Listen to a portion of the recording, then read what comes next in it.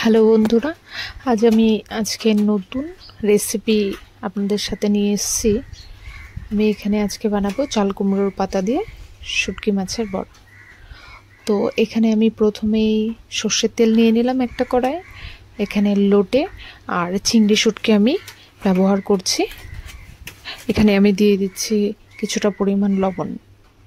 এবার এটাকে ভালো করে ভেজে নেব।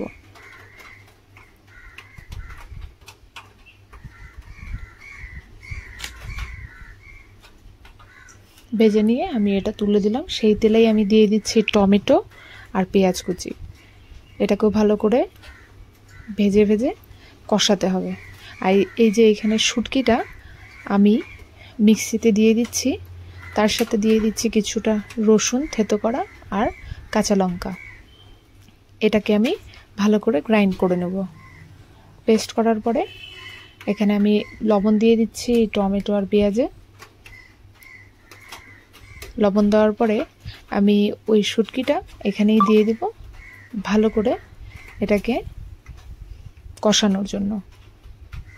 দিয়ে দিচ্ছি হলুদ আর লঙ্কার গুঁড়ো। এটাকে ভালো করে কষাতে হবে যতক্ষণ না এটার থেকে তেল বেরোচ্ছে, আর এটা থেকে ভাজতে হবে সর্ষের তেলেই। এবার আমি ব্যাটারটা বানিয়ে নিচ্ছি। এখানে দিয়ে দিচ্ছি 3 চামচ চালের গুঁড়ো, 4 চামচ বেসন আর কিছুটা সুজি দিয়ে দিচ্ছি, আর দিয়ে দিচ্ছি লঙ্কার গুঁড়ো, হলুদ, লবণ। আর এখন এখানে ব্যাটারটাকে ভালো করে বানিয়ে নিচ্ছি। হ্যাঁ, এরকম কন্টেন্টসের মধ্যে এরকম একটা গাঢ় গাঢ় ব্যাপার থাকতে হবে। এখানে আবারও আমি এটাকে ভালো করে কষিয়ে নিচ্ছি। এরকম তেল ছেড়ে দিলেই এটাকে অফ করে দিতে হবে।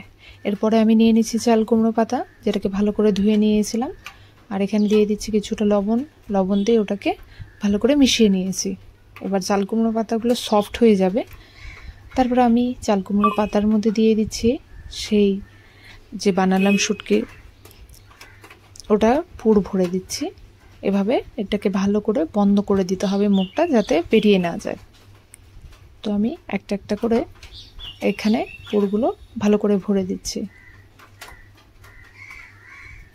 তবে আমি শুটকিটা খুব বেশি মিক্সড করি না, আমি একটু হালকা মিক্সড করি।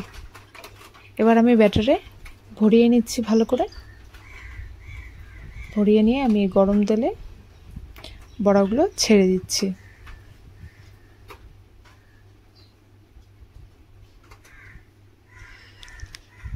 এবার আস্তে আস্তে করে মিডিয়াম ফ্লেমে বড়াগুলো ভেজে নিতে হবে।